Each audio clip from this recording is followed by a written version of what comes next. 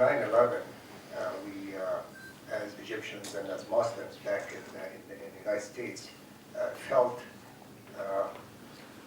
there is unfair and unjustified view coming from the administration and from the media, and affected the people that reflect the people in the street.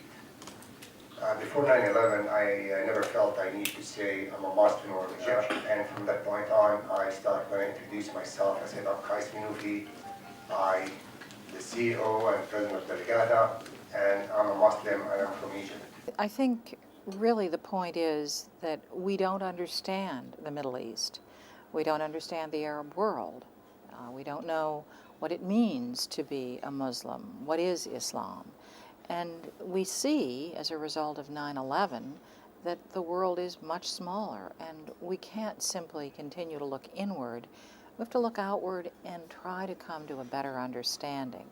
And I think the point that I've made is that we've made a big mistake in our response, I think, to 9/11. We've been afraid, it seems, to understand, almost as if in understanding we would agree with what happened on 9/11. Understanding and agreement are not necessarily the same things, but we're not going to be able to deal with the world effectively if we don't understand it.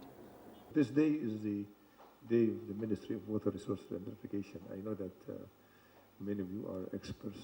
While we're talking about water issues, we're talking about education, we're talking about many things. My goal from the whole initiative that I started a couple of years ago is to bring the relationship between the United States and Egypt to where it was many years ago. I remember in the early 70s, we were able to send 70 people from my ministry, only from one ministry, to get their academic training, PhDs and masters. And this was the most effective, useful program to us. Those people went there, spent 3, 4, 5 years, and they made friends in the US, and they got better education, and they came here and became actually ambassadors of the US in Egypt. And meanwhile, they are the leaders of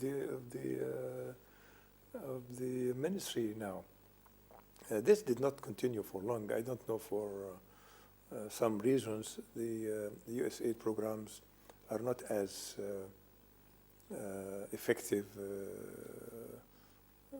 are not as big as it used to be. Nowadays, we don't see like more scholarship, addressed to the developing countries.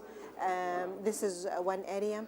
Another area, after the event of 9/11, there was also like I would say icing of the relation between the states and some of the Islamic countries. And I think with such an initiative, we'll be able, to initiate, this kind of relation between the two countries.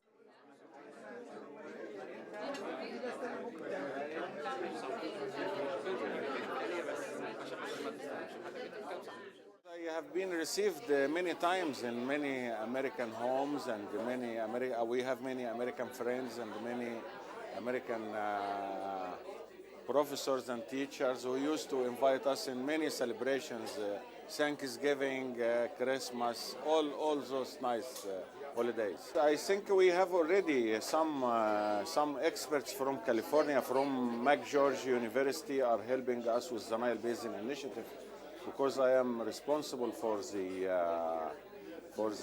transboundary waters in Egypt here, and Professor McCaffrey is helping us with reaching a new institutional and legal framework between all the Nile Basin countries.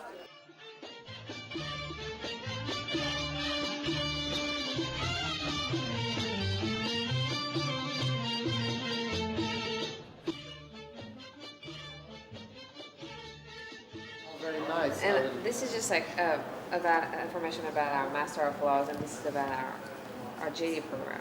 Annette, please Really? just This something one for you you could to be know. such a- Where we live. Your piece. Where we are Oh, based. I love This, and California. I'm just giving you two just. I tell people California is too good to be true. Sometimes as if we're speaking at each other, not to each other.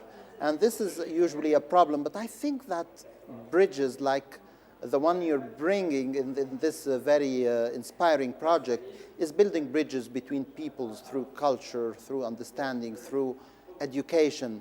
This is where people know each other, because what you don't know causes fear. When you know people, you just learn to understand them, and we learn that the similarities between us are much more than the differences. Let's start the reconciliation right now. You know, it's important.